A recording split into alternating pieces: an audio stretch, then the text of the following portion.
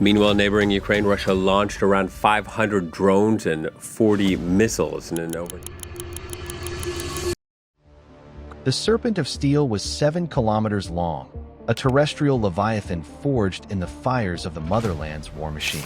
It was the armored fist of Russia's elite 1st Guards tank army, a unit steeped in a history of brutal victories. 90 main battle tanks, a deadly combination of the formidable, modernized T-90M Proryv and the iconic, turbine-screaming T-80 BVM, formed its vertebrae. 50 armored fighting vehicles, from the versatile BMP-3s to the universally dreaded BMPT Terminators, were its overlapping scales of composite armor. This was more than a column. It was a declaration of intent, a spearhead aimed directly at the heart of the city of Pokrovsk. Their mission was a masterclass in brutal simplicity, a classic armored pincer movement be decisive. They would thunder down the T-0518 highway, encircle the city, and sever the main logistical artery of the entire Ukrainian Donbas front. If they succeeded, tens of thousands of Ukrainian soldiers would be trapped in a cauldron, their supply lines cut, their fate sealed. The entire eastern line, held for months through sheer grit and blood, could collapse like a house of cards. The column rumbled forward, a rolling river of diesel smoke, clanking steel, and palpable arrogance, its commanders utterly confident in the overwhelming power at their disposal. But they were not advancing towards an unprepared city. They were driving headfirst into a meticulously prepared, high-tech slaughterhouse. Now, a quick question for you. If you were the Ukrainian commander, faced with this overwhelming armored behemoth, where would you strike first? Would you A, target the lead tanks to halt the column and create a catastrophic traffic jam? B, hit the vulnerable fuel and ammunition trucks in the rear to cripple their range and sustainability? Or C, go after their electronic warfare and air defense umbrella to blind and expose the beast? Let us know your tactical choice in the comments below. The operation had begun just 6 hours after a Russian ultimatum expired, its deadline passing into the cold morning air. A fragile 24-hour ceasefire had been shattered by a single, stark demand: the unconditional surrender of the Pokrovsk garrison. President Zelensky's reply was broadcast across the world, his voice ringing with a defiance that echoed in every Ukrainian trench and command bunker. We do not trade our land or our people. Hell is coming for you. Now, at 4:30 a.m., under the faint, ethereal light of the pre-dawn sky, hell was about to answer. For weeks, Russia had consolidated its forces near Okeratine, meticulously preparing for this one decisive push. Their column was a fortress on the move. Mobile Panzer, S-1 and Tor, M2 systems provided a dense, overlapping air defense bubble, a shield against the drones and missiles that had plagued their advances elsewhere. And at its heart, nestled amongst the command and control vehicles, was the real linchpin of their protection, the guardian of the entire operation, a Krasuka for mobile jamming system. This was the electronic Cerberus of the column, a state-of-the-art platform capable of projecting an invisible shield of electromagnetic energy hundreds of kilometers wide, blinding low-altitude drones, jamming radios, and even confusing the sophisticated guidance systems of incoming munitions. As the lead tanks entered the Vovcha salient, the Krasuka, for operator, comfortable in his climate-controlled cabin, flipped a single switch.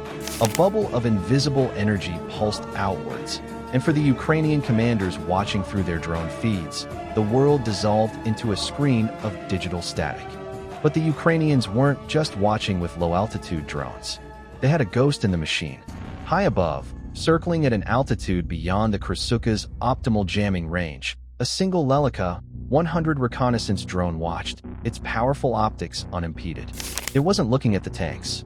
It was looking for the source of the jamming itself. Using a sophisticated direction-finding sensor, it scanned the electronic spectrum, searching for the telltale spike. And there it was, a faint, angry pulse of energy in the vast, dark fields.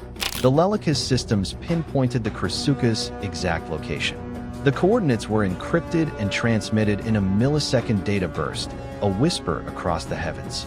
70 kilometers away, an operator in an M142 HIMARS truck received the fire mission. His fingers danced across a hardened touchscreen. The first shot of the battle was not a shell, nor a bomb, nor a drone. It was a single M31 GMLRS rocket, arcing silently, almost gracefully, into the stratosphere. Inside the Krasuka-4, the Russian EW crew felt invincible. Their screens showed a clean, unthreatened airspace. They were the masters of the electromagnetic battlefield. They had no idea that a 200-pound high-explosive warhead, guided by military-grade GPS and traveling at 3 times the speed of sound, was already in its terminal dive, a tungsten-tipped thunderbolt descending from the heavens. A Ukrainian SSO sergeant, crouched in a tree line 3 kilometers away, watched through his thermal optics. He saw the Krasuka-4, a warm, glowing shape in the cool morning fog. Then, for an instant, the world turned white. The M31 rocket, with a circular error probable of less than 3 meters, didn't just hit the target, it vaporized it. The impact was so precise, so overwhelmingly violent, that the electronic shield didn't just fail, it shattered. For a moment, a stunned silence fell across the Ukrainian command net. The plan, months in the making, was working. But war is never that simple. The HIMARS strike had also created a massive electromagnetic pulse, a secondary effect that temporarily blinded the nearby Ukrainian Shark UAVs tasked with battle damage assessment. For a critical 30 seconds, the commanders were flying blind. Did the strike work? Was the primary EW threat eliminated? Or was it a near miss, with a damaged but still functional jammer about to re-engage and cloak the column once more? Every second of hesitation gave the 7-kilometer column more time to push forward, to escape the designated kill zone. The order was given, based on the SSO sergeant's frantic, whispered confirmation over a backup satellite link. Vatra, Sils Nikino. Fire. Target is destroyed. It was time to unleash the swarm. The Russian crews reacted with practiced, panicked speed. The air filled with the frantic chatter of 30mm cannons from BMPs and the deep, throaty roar of heavy machine guns. Tracers reached into the graying sky, desperately trying to swat the tiny, fast-moving drones. But they were too many, too fast, approaching from too many vectors. And they weren't aiming for the tanks. Not yet. Their targets were the eyes and ears of the column. The Ukrainian FPV operators, wearing their video goggles, saw the battlefield as a grainy, first-person video game. They guided their drones in screaming dives, weaving past the flailing guns of the BMPT Terminators, ignoring the massive T-90s, and slammed their explosive payloads directly into the delicate radar dishes of the Panzer S-1 air defense vehicles. One after another, the mobile SAM systems erupted in fireballs of twisted metal and burning electronics. In less than 90 seconds, for Panzers and 3 Tor, M2 systems were smoking wrecks. The air defense umbrella was shredded. The column was now blind and defenseless from the air.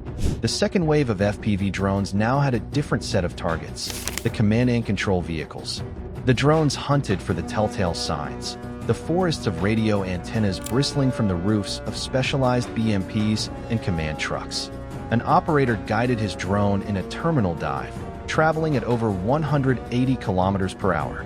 He watched his screen as the command vehicle grew larger and larger until he could see the individual bolts on its hull. Then, a flash of static. Another Russian command node ceased to exist. Panic began to ripple through the column like a contagion. Orders were no longer being received. The disciplined 7-kilometer Serpent was beginning to slow, its head no longer sure of which way to turn, its segments bunching up in confusion. But here, the friction of war intervened. One of the surviving Tor, M2 crews, operating on manual control, spotted one of the large, slow-moving drones. A missile streaked into the sky. The Baba Yaga exploded in a shower of electronics and rotor blades, its payload of 6 mines falling harmlessly into a muddy field. A gap now existed in the minefield. A small gap, but wide enough for a single tank to try and push through. The Ukrainian drone commander saw it instantly. His heart pounded. The entire plan, the entire ambush, hinged on trapping the column. He had one spare Baba Yaga on standby, but launching it would take minutes they didn't have. Seconds later, the lead Russian T-90M, its commander oblivious to the danger now seated ahead, rolled directly over one of the freshly laid mines. The explosion was catastrophic. The 7.5-kilogram blast tore off the tank's track and shattered its road wheels, crippling the multi-million-dollar machine instantly. The tank behind it slammed on its brakes, lurching to a halt. Then the tank behind that one. A catastrophic traffic jam began to ripple backwards down the entire 7-kilometer length of the column. The disciplined advance devolved into a panicked, stationary mass of perfect targets. The narrow country road had just become a shooting gallery. The time for subtlety was over. It was time for the jackals to hunt.